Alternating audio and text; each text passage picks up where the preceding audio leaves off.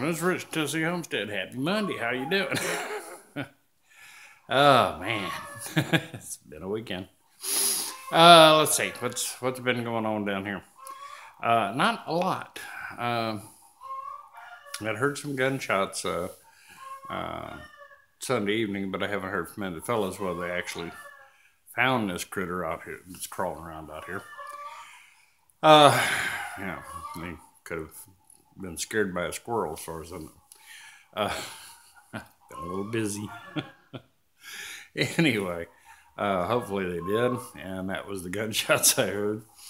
Because, yeah, getting a little tired of running cattle in and out of the barn and so forth. So, and they just keep compounding their messes. So, yeah, it'd be kind of nice to get to the bottom of this. Anyway, whew. So all that aside, did a video on all that craziness. Uh, yeah. Hey, welcome to Tennessee. Heck can I tell you? We have a little of it all here. Anyway, I don't know. I haven't been out online too much other than to answer comments and stuff of this nature. But I'm not sure whether the kids are still rioting or not. I would hope they'd settle down by now.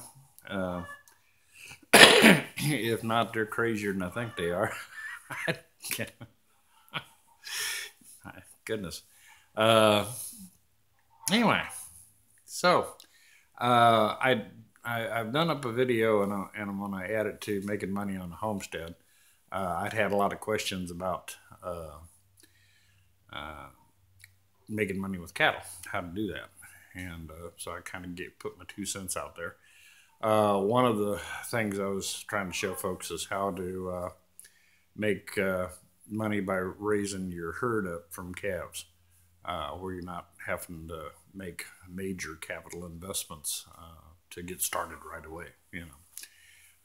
You're talking about saving yourself a lot of money. And I do the cost analysis in there that'll show you how in the long run it works out a lot better. Like this latest calf that that Maud put out. That little fella there, as it's going to stand, my cost on him by the time he's weaned would be less than $200. Now, will I sell him when he's weaned? Probably not, because we're going to be in early spring. So I will probably leave him out on pasture through the spring and summer and through the fall, and then look to be selling him probably late fall, early winter. He'll be a lot bigger boy by then. Okay, and even if I only pick up a buck and a quarter a pound for him, yeah, I'll be looking at a $900 price minimum, and I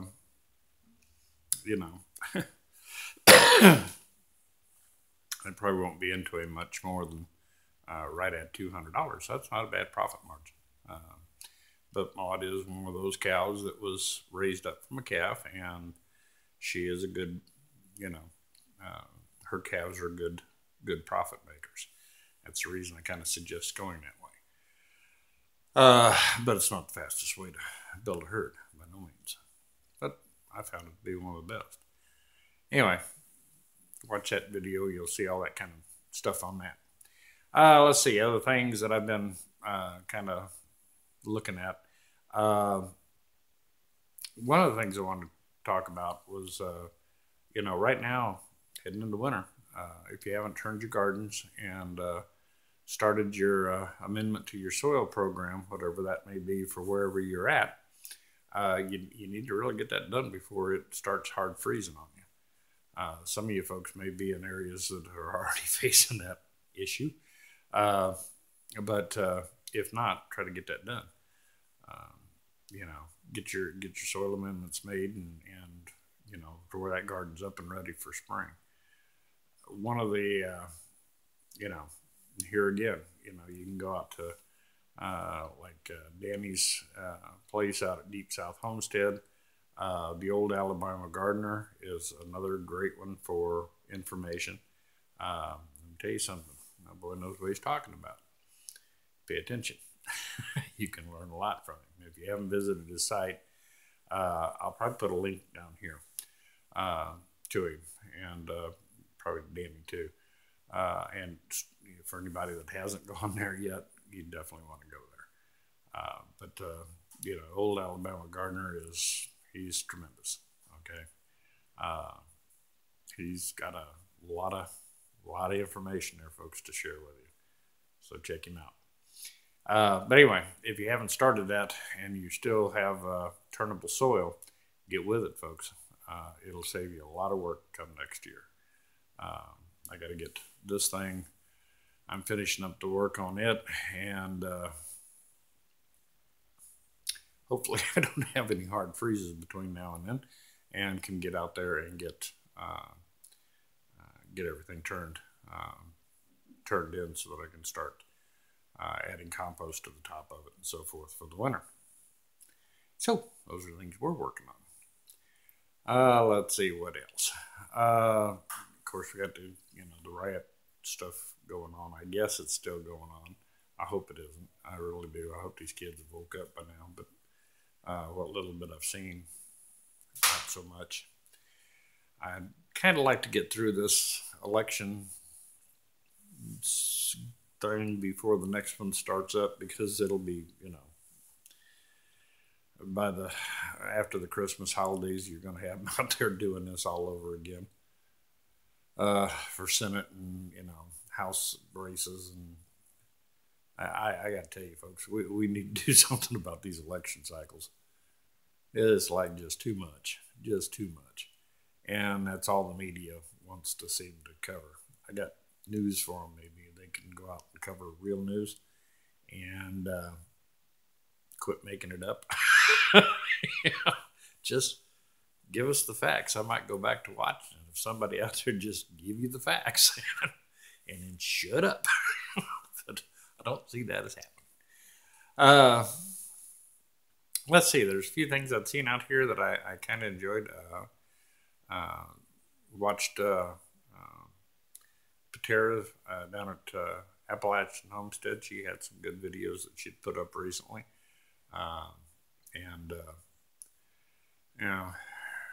She's one out there hammering away at it, and I did get a kick out of when she was talking about her wood and so forth, that she sees homesteaders going into winter with a quart of wood. It's like, I don't think so. Not if you actually heat with wood. That ain't happening. Because we have a backup heat pump system on our place. And that thing, trust me, this thing is like 1970s kind of stuff, maybe 80s. It gets below 30 degrees, forget it. Might as well just turn it off, because it is not going to do anything but run up your electric bill. It's not going to warm your house one iota. Things ridiculous. And it's got backup electric heaters in it, but to be quite honest with you, you might as well turn on your electric stove. You're going to get probably more heat and cost you less. So, that thing's kind of we use it for air conditioning for a few weeks out of the summer. That's it.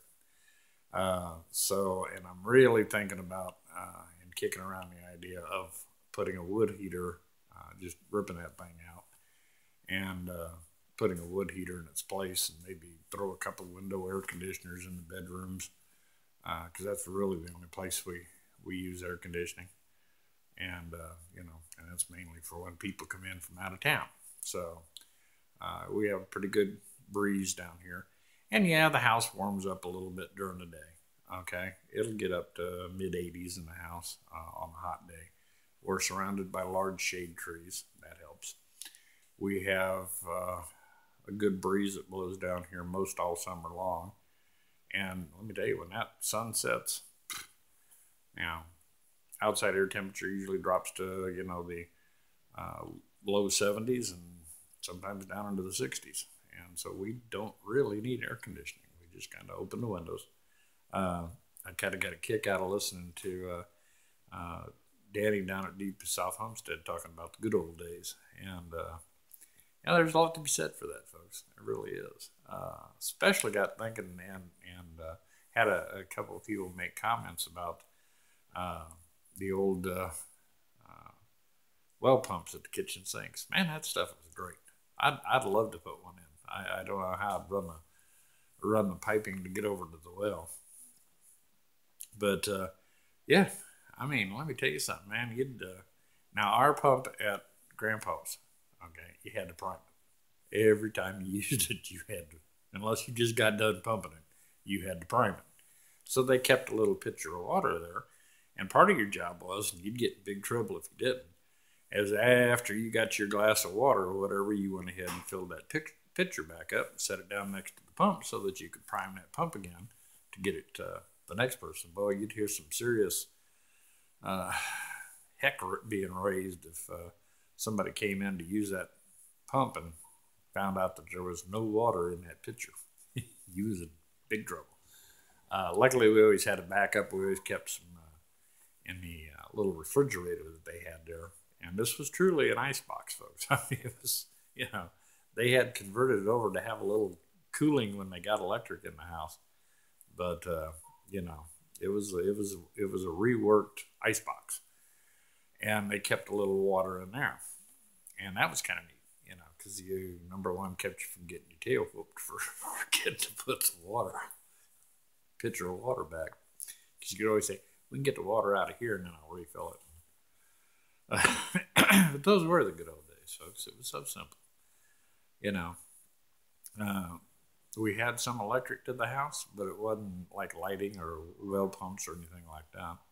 I remember when they converted over the well to an electric pump, and we had really running water in the house. That was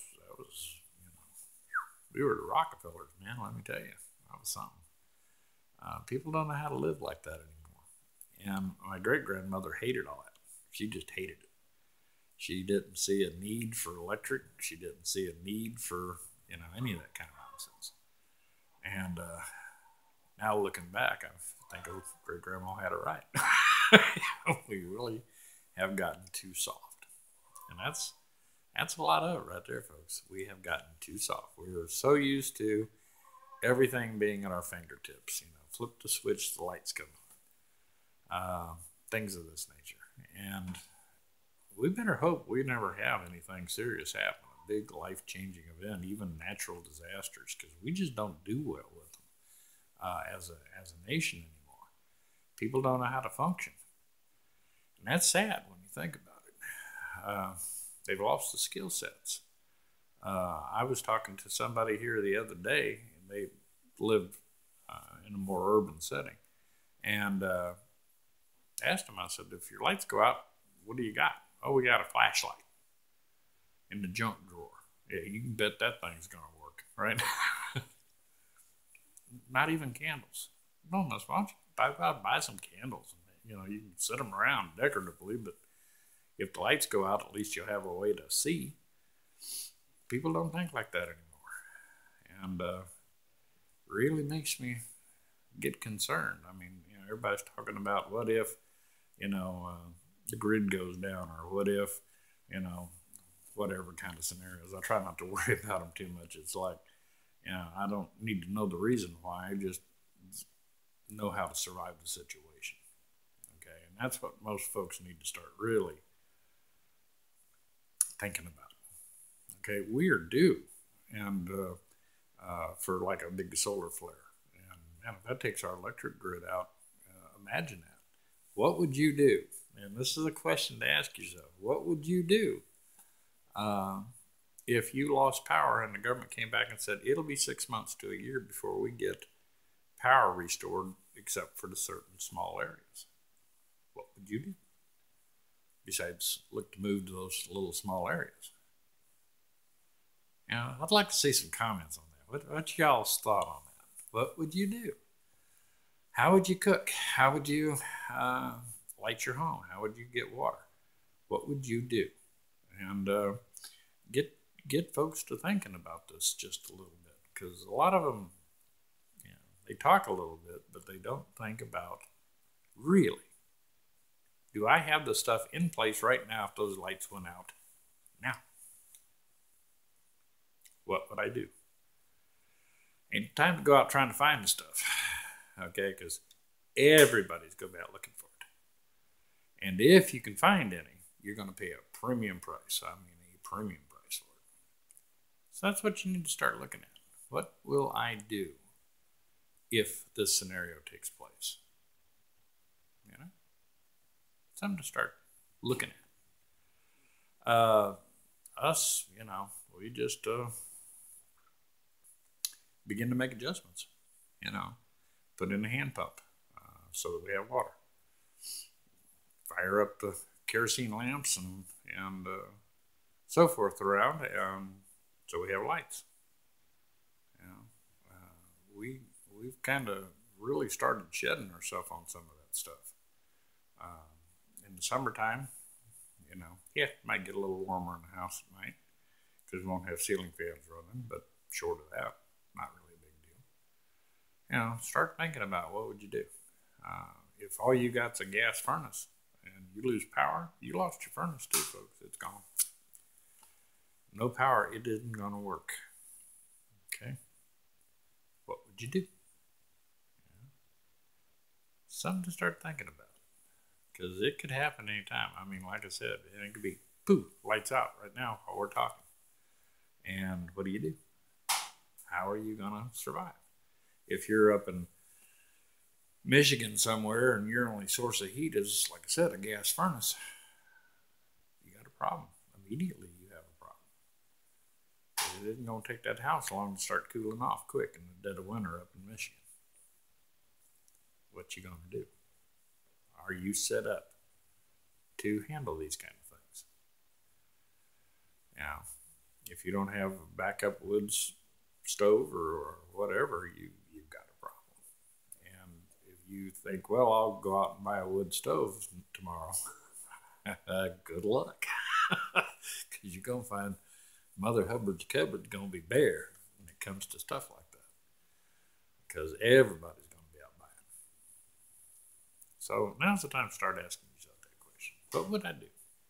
And trust me, people lived in Michigan long before they had power or gas or running water. And so they were there. So it's a doable thing. People lived in Alaska before all those conveniences were there. You can survive and live good. That's the key, is to learn to live fairly comfortably. I've had people ask, and I get a kick out of this one, do you raise everything on your homestead that you would need or would normally eat, things of this nature? No, don't. Okay? That's simple. I don't know of any homestead or farm that does. Here's where you come in. You try to barter for stuff with excess that you have to try to get the thing kind of fill the gaps. But short of that, it's no longer do you raise everything you eat, or it then reverts back to you're going to eat what you raise. There you go. I mean, you're going to have to use your land to feed yourself. And you may be eating a lot of pinto beans or black-eyed peas or turnips, and, things of this nature, potatoes. When it comes to sweet potatoes, I have no problem with that, man. I can go through some sweet taters now. Let me tell you, I can take them in just about any form you want to whip them up,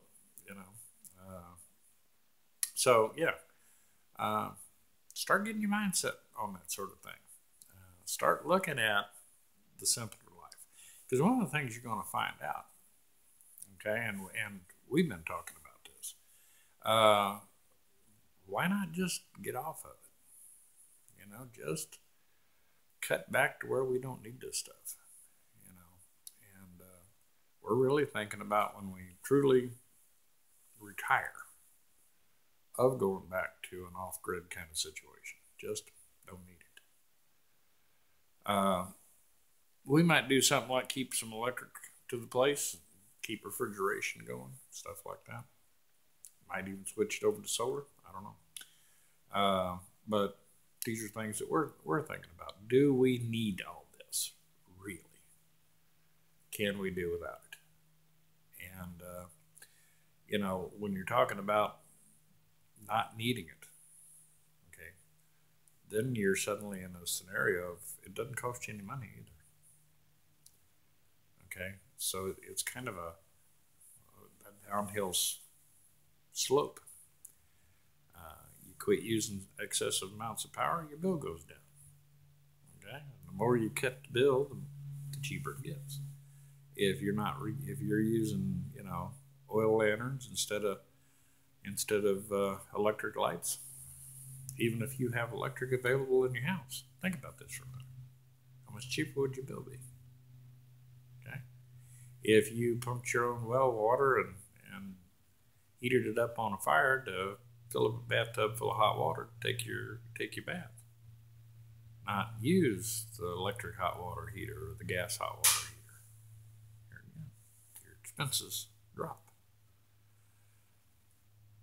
There's a lot of ways to do things, folks, that don't require all this nonsense that they've got us convinced we have to have.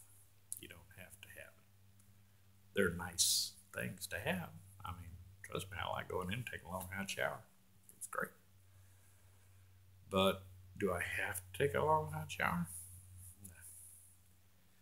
No, we used to heat up some water on the wood stove and take a bath. We had a bathtub. I mean, it even had a stopper in it and everything. Yeah, it was uptown, I'm telling you. We had windows that you could open and kerosene lanterns and a pump at the kitchen sink and one outside. Come, Rockefellers had nothing on us. We had it because we had it up here that we were doing good. That's what's been lost in this country. People think they got to have all these things. I'll tell you now. I want to see half of this country function if they just lost cell phone towers.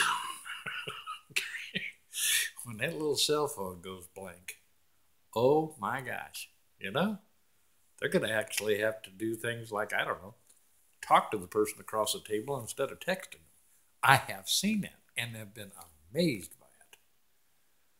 Where they sit there texting and then the person across the table starts laughing. Oh, that was pretty funny, and goes back to texting them. It's like you want to go over there and just slap them. What in the heck is wrong with you people? You're sitting at a table together and you're texting back and forth. What is wrong with that picture? So yeah, I'd like to see the cell towers go down. That would be funny. Suddenly no more texting. Oh, I bet you half the youth of America get suicidal. Yeah, seriously, I bet they would. And that is just a crying cotton picking shame. And as parents, we ought to be ashamed of ourselves that we have not taught these kids how to survive. Okay? Your parents may not have taught you. It could become something that is going to be the difference of life and death if really something bad happens. And in this day and age, all it would take would be a big solar flare, knock down the electric grid. If you look at the horror stories that came out of London when they lost power for 30 days, think about that. That became a combat zone. What happens if it's 6 months to a year? What do you think this country would do? I mean, for heaven's sakes, look at what they're doing over a presidential election. Imagine, them not having food, water, things of this nature. Those cities would turn into just absolute jungles, total jungles. Start thinking about these kind of things and go, do we really need all this? Maybe that answer is no. It's time to change your lifestyle a little bit. At least start asking the question of what would I do? The What if? What would I do today if this happened? And then all the shortcomings that you come up with, that you've got a problem, start addressing them. And as you get those things addressed, keep moving down the list. So that it's not whether or not it's going to happen, folks. It happens. Okay? And right now, all the scientists are trying to tell you, the sun is just going a little nuts on us right now. We just missed one big solar flare that they said could have taken out our electric grid. What if the next one hits? Yeah, that's all it's going to take, folks. And you fry the electric grid, it's not going to be no quick fix. Not going to be a quick fix. You're talking about months before they get any kind of power really restored. You need to start looking at this. And it's not some internet YouTube kind of thing to think about. This is very real. Could happen any day. You could get up tomorrow morning and suddenly find out, wow, we just had a massive solar flare and there's no power. What do you do? How do you get coffee made? Okay, that'd be the important one around here now. I'll tell you. How do I get coffee? I have to become a one-man mercenary and go, hit Columbia hard or something to get myself some coffee beans. But yeah, start thinking, folks. And hopefully you'll come up with some good answers and talk amongst yourselves too. Bounce off some of your ideas of what do you think? Could this work? Start thinking. Because, like I said, it was just a few months ago that NASA reported that we were close. It could have got us. Just missed old planet Earth. What if the next one doesn't? And that could be tomorrow. You might want to wake up and go, I better start getting ready for just a natural event. Okay, I'm not talking about all this New World Order or Agenda 21 or anything. It's just a natural event. Are you ready to deal with it? Are you going to be some of the panic masses out there running around trying to figure out how you're going to eat? How you going to stay warm? How you going to survive? No reason for it, folks. We've done without this sort of stuff for centuries. You can do it. Something to think about. This is Richard Tennessee Homestead. Hope you're having a great week. And you just start thinking a little bit. Maybe it's time to start adjusting your lifestyle back